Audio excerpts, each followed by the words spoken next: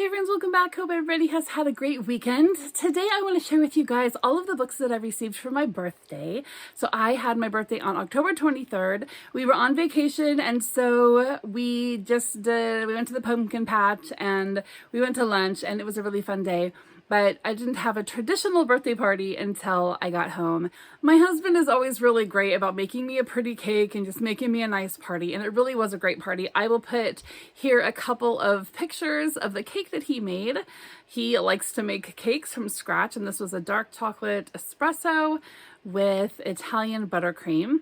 And he waited until I cut into it and then started laughing and said, "You want frosting? I'll give you frosting," because I said I wanted buttercream frosting. And he really piled it on there, but it was beautiful. I thought it looked like ruffles and just thought it was really pretty. But anyway, now that all the partying is done, I thought that I would share with you guys what I got for my birthday as far as books and bookish things go. So my daughter, my 18-year-old daughter, Stila, the one I went to England with, she made me a really nice, cozy reading basket that had chocolate and candles and cozy socks and a mug and cocoa and all kinds of cool stuff in it, pretty earrings, but it also had a couple of books in it. Now, she knows that I have been looking at the Cranford collection. She had these shipped from England, and I thought that was so sweet of her. Aren't they gorgeous? I am super excited about these, and now I can start collecting them, right? Because I'm going to have two. I can't just only have two. So the first one she got me was Wuthering Heights. Now guys, this is my 10th copy of Wuthering Heights. I have now hit the double digits.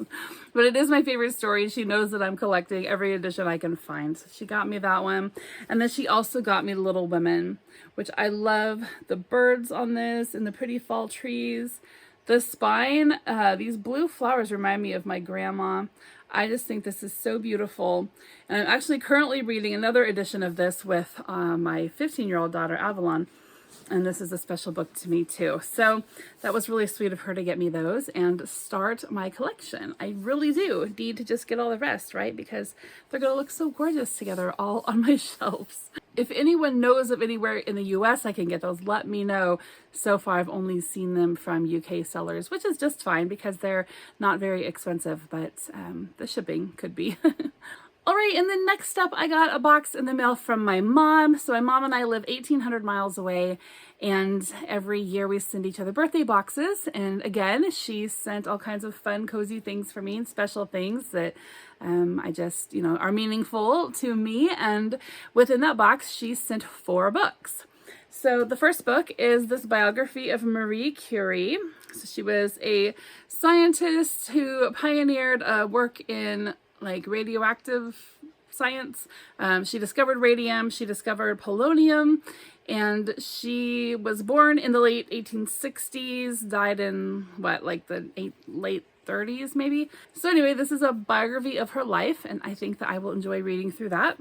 Next up, she got me this copy of The Old Homestead by Denman Thompson. This book, it looks like it was first published in 1889, and this copy is from 1908. And from what I understand, this was a play, and then he turned it into a novel form. So I love my antique or even vintage books. And if you notice up here, I've got a green shelf right there where all the scientists are standing. Can I zoom in? No, I can't. Okay. Anyway, up there where the scientists and artists are, that's my green shelf. So this one can go up on my green shelf. All right, so next up is The Innocents Abroad by Mark Twain. This copy was published in 1911. I think the original story was 1867, 1869, somewhere in there. And this is the story of him and his excursion to Europe and the Holy Land. So I did read his book about his travels to Hawaii a couple of years ago, or maybe it was I think it was last November that I read that. And I actually really did enjoy it. I've always kind of had this beef with Mark Twain because he doesn't like Jane Austen, but I don't know. I did enjoy reading his travel log. If you can get past the colonial, arrogant, stuff of his character, his writing and his travels and his observations were really interesting. So anyway, I think I'm going to enjoy The Innocents Abroad. So I will be getting into this here very soon, hopefully, because the more I'm sitting here thinking about it, the more I'm thinking I really want to read this. And then finally, she gave me this book, which is a very special book in our family, The Best Love Poems of the American People. I can remember this sitting on her bookshelf from the time I can remember, all my whole life. This has been on my mom's bookshelf. And so she sent it to me, and then she has a little bookmark in here with some of my childhood writings and poems that she had been saving over the years. And so I thought that was pretty cool and sweet for her to send those. Yeah, so this will be special. I have been talking about how I need to read more poetry. And so she sent me her poem book. And she has marked in it, but so did my grandmother. There's at least one in here that I noticed my grandmother had marked on. So that's special. And yeah, I will be reading through that too. Little at a time, right? You can't read poetry like a novel, right? Just straight through. You gotta read one or two and kind of just chew on them for a while. All right, and then I have a big stack of books here from my book crossing friends. So I'm a member of bookcrossing.com. It's a worldwide website community of people who love books. We talk about books, we share books, we travel our books, release them out into the wild. There's a little number inside that people can register online to tell you where the book went and what they thought of it. And anyway, check it out if you don't know about book crossing. It's just bookcrossing.com. So every year we have a birthday exchange and send each other books. And so I got a good stack of books from my wish list this year. First one was Prince Harry's book called Spare. I did talk about this on my last video about how the cover creeps me out really bad. But I put it on my nonfiction November shelf, so somebody sent me that, which I thought was pretty sweet. All right, and then the Kamigawa Food Detectives. I had this on my wish list just because it looks so cozy and cute. And the more I look at cozy cat books, the more I think I might want a cat. And I really am not a pet lover at all, but I don't know, like how can you actually really have a cozy vibe without a cat? I don't know. I probably won't get one, but anyway, somebody sent me that, which I thought was really sweet. And then this one's called The Portrait of Jane Austen. So this is from a friend who knows that I love Jane Austen books, anything fiction or nonfiction regarding Jane Austen. Almost anything, actually. I'm in the middle of Lucy Worsley's book on Jane Austen and I'm not loving it, but we'll talk about that in a different video. Anyway, here's this one, A Portrait of Jane Austen with lots of color, photos and drawings and just, you know, whatever, images in here. Then I got The Winter Sisters by Robin Oliveira. Looks like Oliveira. Yeah, I think that's how you say it.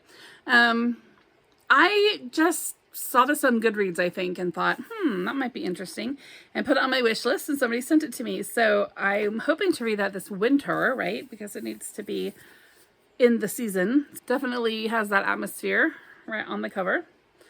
All right, I got Patrick, which is a biography of St. Patrick, but I think that it is more kind of analyzing his own writings about himself. I think he had two major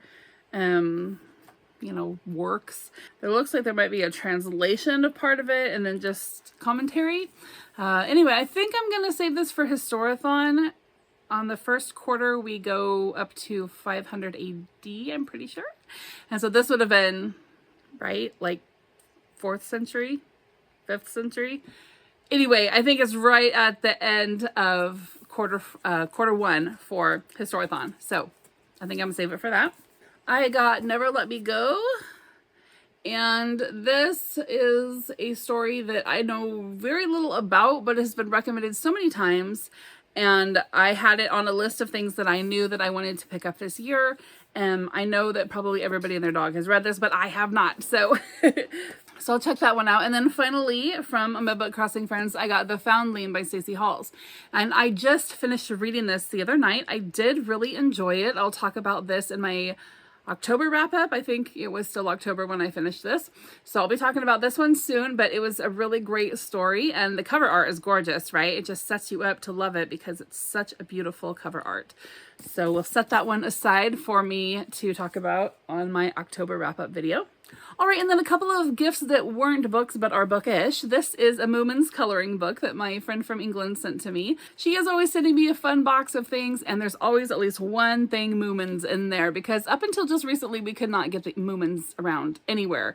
But now Barnes & Noble is carrying some stuff, so that's great. But this was really sweet for her to send me this. I'm excited to color in it with my colored pencils that I saved just for myself. Nobody's allowed to touch. All right, and then my oldest daughter, Lindsay, she is almost 25. She made me this really pretty journal to record things in, which I will probably use for a book journal. So this is the cover. And then inside, there's a page with a pocket that has some tea in here. And then it's a bunch of lined pages. Like, she just took a notebook, right, and did this. So, oh, hello. So then you've got lined pages for a while. And then in the center of it, she made this page, and inside here are some stickers. And then on the back, she made this page, and the envelopes are empty, so I can put things into them. I thought that was so beautiful and sweet of her to put this together for me. And so I'm going to have fun filling this in. And then my last bookish gift, this was from my husband, the Jane Austen board game. We played this last night. It's basically a game where all of the girls have to try to find a suitor. You also have the option of improving your mind instead. So you can either go the suitor route or go the educational route. So after I was done ranting about how the women of Jane Austen are all about being intelligent and having a suitor, we played the game. And we tied. So then I had another rant, because I'm like, you can't have a tie. Like, a tie is like, it's just unfinished. I hate it when you tie. Somebody has to win and somebody has to lose. But we tied. So we were going to play again today, and then he ended up hanging out with the kids most of the day, and now they're all gone. They all went to a friend's house for the evening. And so hopefully when he gets home tonight, we can have a rematch. If not, we're having a rematch tomorrow, but a tie is just not acceptable. Anyway, it was a fun board game. If you're a gamer, he called it a deck building game. So apparently it's a deck building game. He's major into board games, and not that I'm not, I just don't like the ones that go on for like 8 hours. But this one went on, even with us learning the game, it only went like an hour and a half. I guess it's supposed to be 40 to 60 minutes. I don't think it actually would take you that long to play this if you already knew how to play it. So anyway, we enjoyed playing that last night. It was a fun game. All right, and then lastly, my mom gave me some birthday money, and then I had some credit on my Barnes & Noble, like they have that rewards program. I had some credit there. And then finally I got this book called The Cemetery of Untold Stories. And this one was just totally a whim. I had never heard of it. I was just walking by and it looked kind of interesting, but it looks like it takes place in the Dominican Republic. From what I understand is there's this author, she'd been trying to finish a book, and she just couldn't finish them. And she was just a struggling writer. And so she ended up like literally burying her stories, like in a cemetery of untold stories. And then they start to talk back to her, talk to one another, rewriting themselves and revising themselves. So I don't know, are the characters like helping her finally finish a novel in a good and decent publishable way? I'm not really sure, but I thought that sounded really funny and fun, kind of whimsy, that these book characters are going to help the author write her book. So those are some that I'm hoping to add to my TBR this month. If you watched my November Pile of Possibilities video, you will see that I have a ton of books on there already. But I've already read through one, and I'm DNFing the biggest, thickest one. Except for Harry, I guess he's kind of, it's a long book as well. Anyway,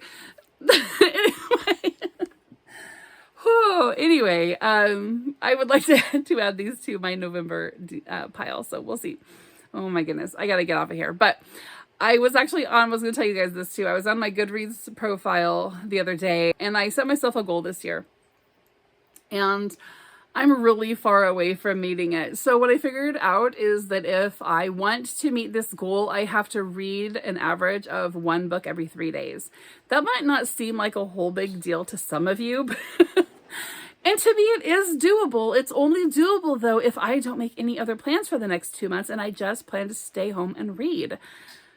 So that's what I'm gonna do. That's my plan. I'm just gonna stay home and read. Bummer, huh?